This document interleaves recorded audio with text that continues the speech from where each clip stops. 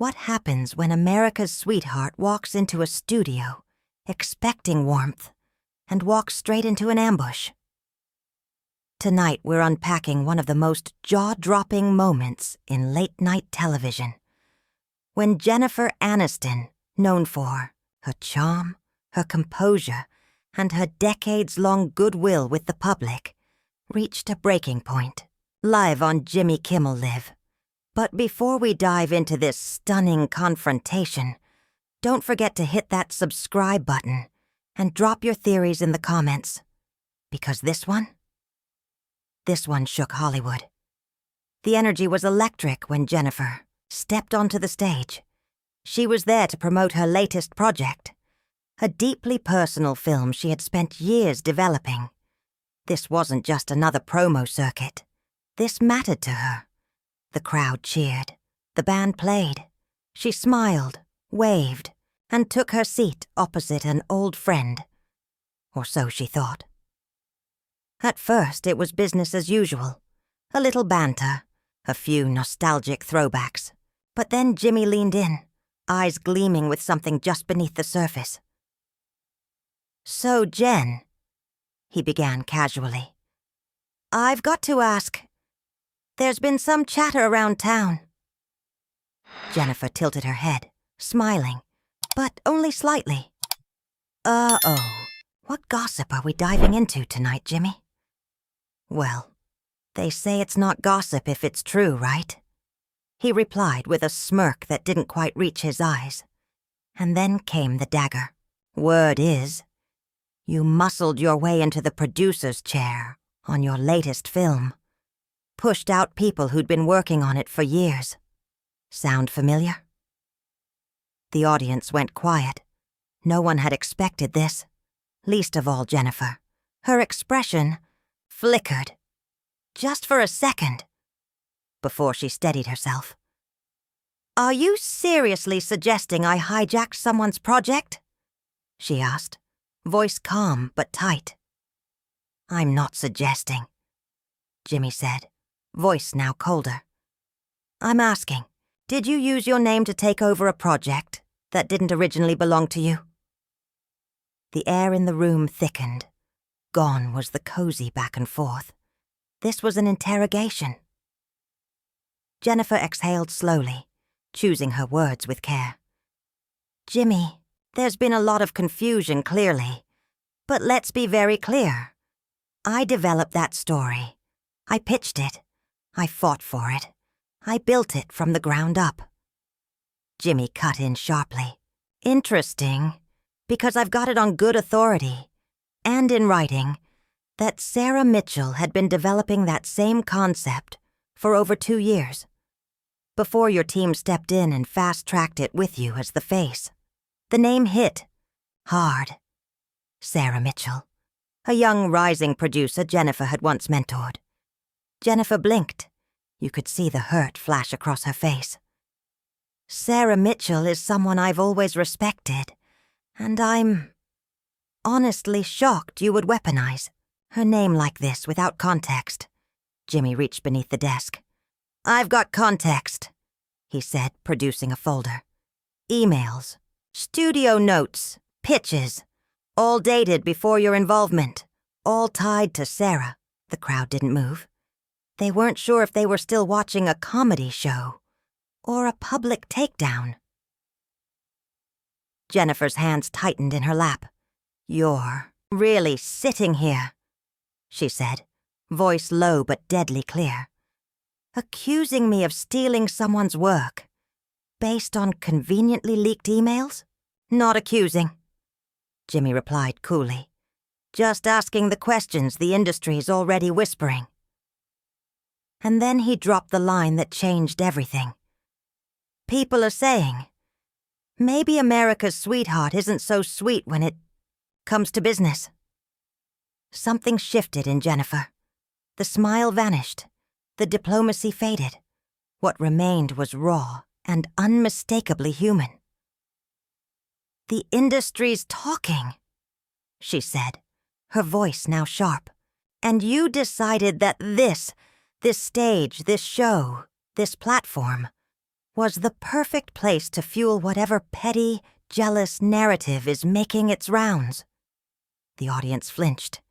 This wasn't just a media moment anymore. It was personal. Jennifer stood, slowly and deliberately. I came here thinking I was sitting across from someone I knew.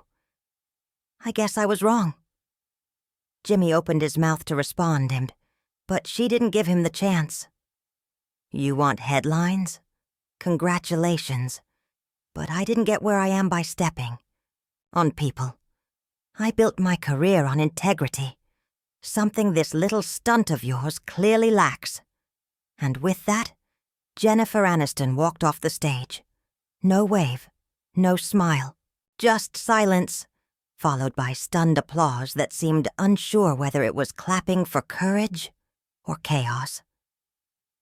The cameras cut to commercial, but the internet didn't. Clips went viral within minutes. Hashtags trended. Hollywood insiders scrambled. What had just happened? And what did it mean? Was Jimmy Kimmel exposing real industry truths? Or had he just sacrificed a longtime friend for viral content? Let us know what you think in the comments. And don't forget, when Hollywood icons clash under the lights, it's never just a show, it's a reckoning. I decided the truth deserved a spotlight, Jimmy said, his smugness now on full display. Especially when it involves someone who's built an entire brand on being the nice guy. Jennifer stood up sharply, her chair skidding back with a screech. The audience gasped.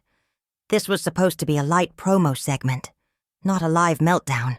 Sit down, Jennifer, Jimmy said quickly, a trace of panic slipping into his voice as he realized the situation was spinning far out of control.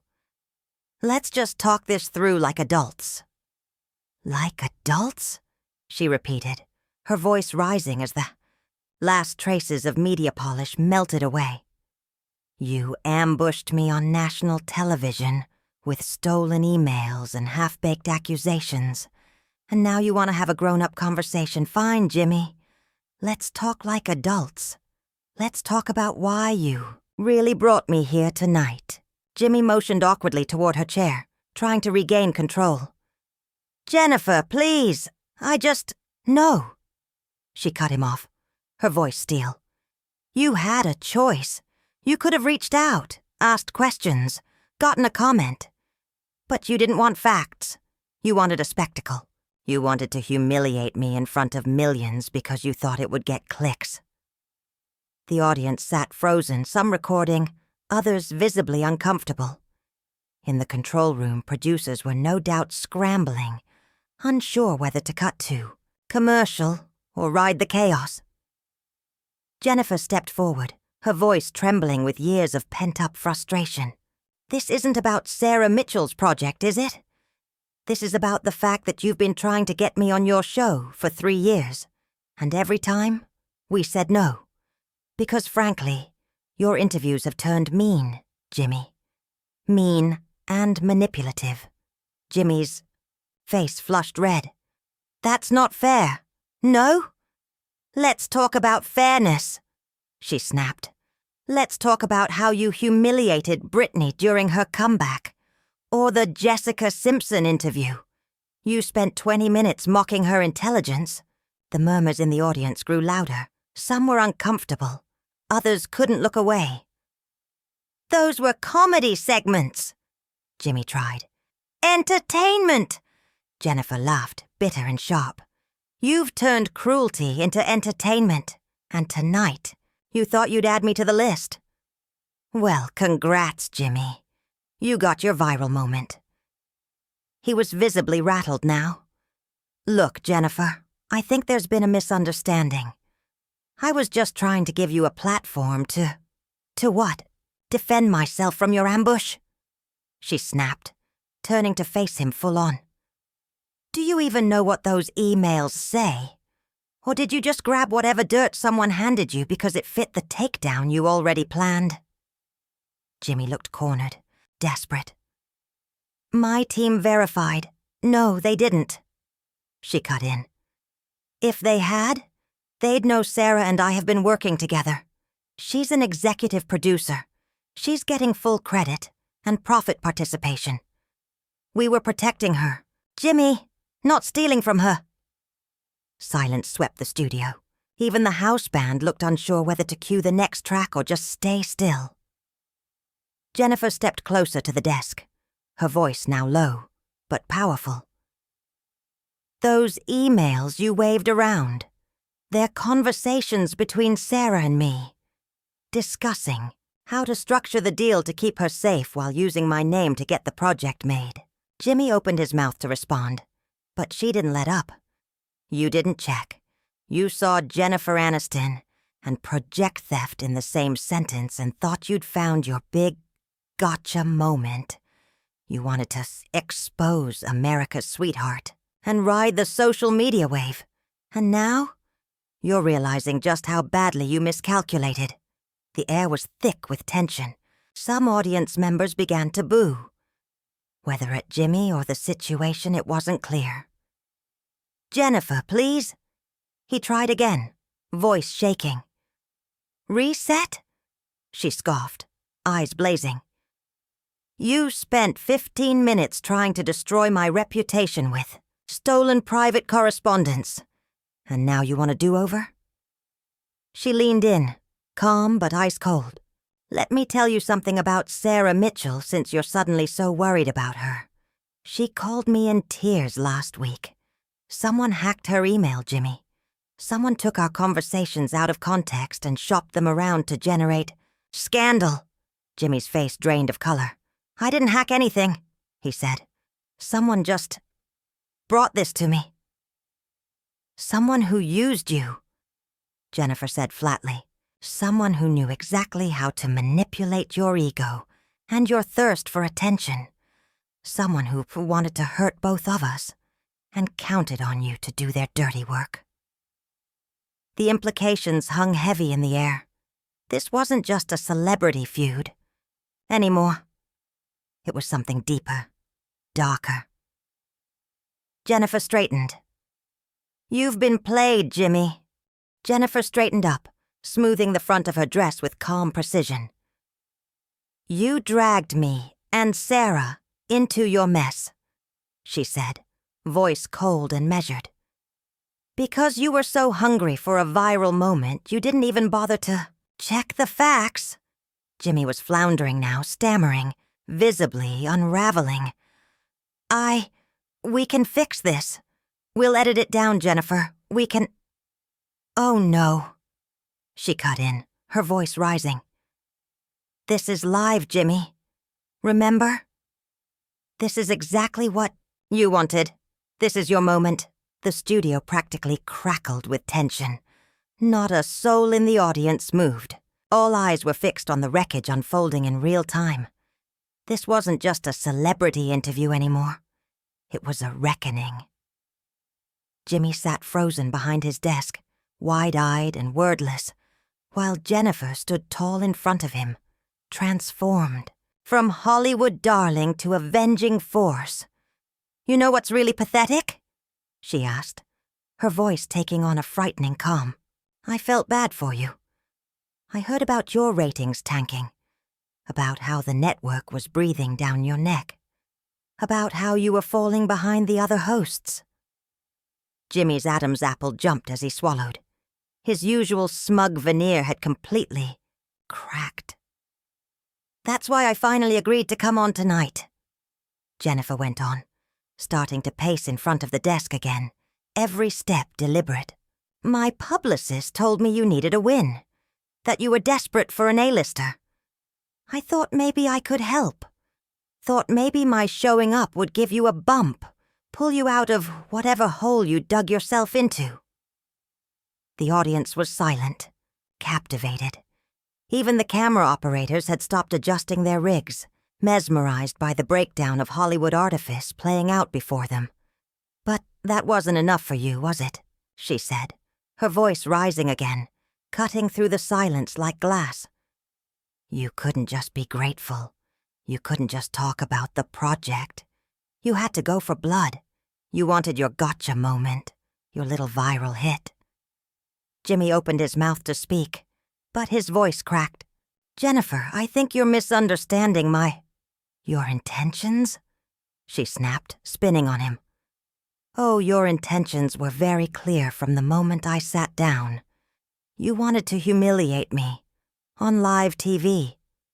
You thought if you could take down Jennifer Aniston, people would finally pay attention to you." The words hit like blows. Jimmy visibly recoiled. The crowd gasped. Jennifer pressed forward.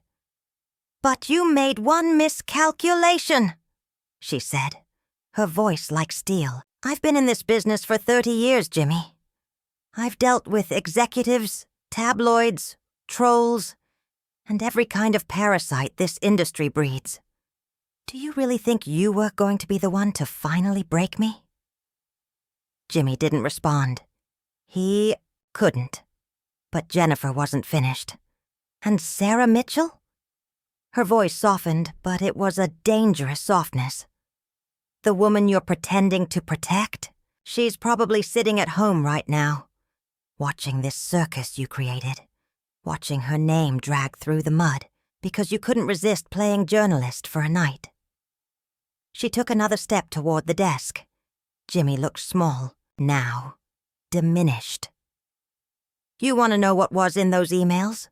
The ones you held up like they were some smoking gun? We were talking about how to give Sarah executive producer credit, how to protect her reputation. We were trying to make sure her contributions were recognized, without making it seem like she needed a handout." Jimmy's face had turned ashen. Sweat glistened under the hot studio lights. "I didn't know," he muttered weakly. "No, you didn't know," Jennifer said, cutting him off. "Because you didn't want to know. You saw a headline, you saw clicks, and you jumped at the chance without stopping to think about the damage." The audience was now visibly squirming. Some getting up to leave, others too transfixed to move. "But you want to know what the worst part is, Jimmy?" Jennifer's voice dropped to a near whisper, the kind that makes a room lean in. "You made me do this. You made me stand here and defend myself. On your stage, on your show, against half-baked accusations you didn't even bother to verify." The silence was suffocating. Jimmy didn't speak. Couldn't. And Jennifer, standing there with fire in her eyes, looked like the only person in the building still in control. "You knew the story was false," Jennifer said, her voice low but shaking with fury. "You forced me to explain private business dealings on live television. You made me expose details about my friendship with Sarah that were never meant for public consumption. You violated our privacy, our trust. For what? Ratings, clicks, your ego." Jimmy was stammering, visibly scrambling to salvage whatever scraps of dignity remained. "Jennifer, if I made a mistake..." "A mistake?" She cut him off with a bitter, humorless laugh. "No, Jimmy. You didn't make a mistake. You made a choice. A calculated decision to try and destroy my reputation, based on stolen emails and gossip. That's not a mistake. That's malice." She turned to the audience, her voice rising with the power of someone who had spent decades commanding screens. "You came here tonight expecting a light-hearted interview between two professionals. Instead, you witnessed what happens when desperation meets dishonesty. When someone is so starved for attention that they're willing to torch relationships and reputations to stay relevant." Turning back to Jimmy, her eyes were cold. "And you, Jimmy, you get to live with the fact that you betrayed someone who came here to help you. Someone who cleared her schedule, flew across the country, finally accepted your invitation after years of declining, because she thought maybe, just maybe, you deserved a shot." Jimmy's hands were trembling now. His face had gone pale beneath the lights. "Jennifer, please, can we fix this?" "Fix it?" she snapped, incredulous. "You want to pretend this didn't happen? Just roll the tape back and reset? Like you didn't just spend 30 minutes trying to assassinate my character on live television? She shook her head slowly. There is no coming back from this, Jimmy. No reset button. No edit that's going to make you look like anything other than exactly what you are. She began collecting her things with calm, deliberate movements. You know what Sarah Mitchell will say when she sees this? She'll say that Jennifer Aniston stood up for her when Jimmy Kimmel tried to use her as a pawn. She'll say we didn't let anyone pit us against each other for entertainment. Jimmy made one last desperate plea. Jennifer, wait, we can fix this. We'll have you back. We'll do it right. Jennifer stopped and turned to face him one last time. Her expression was pure contempt. Jimmy, there isn't enough money in Hollywood to get me back on this stage. There's not enough airtime in the world to fix what you've done. And there is certainly not enough credibility left in your career for anyone to believe a single word you say moving forward. She slung her purse over her shoulder and strode toward the exit. Just before leaving, she looked back over her shoulder. Enjoy your viral moment, Jimmy. I hope it was worth it, because it's the last one you'll ever get, at my expense.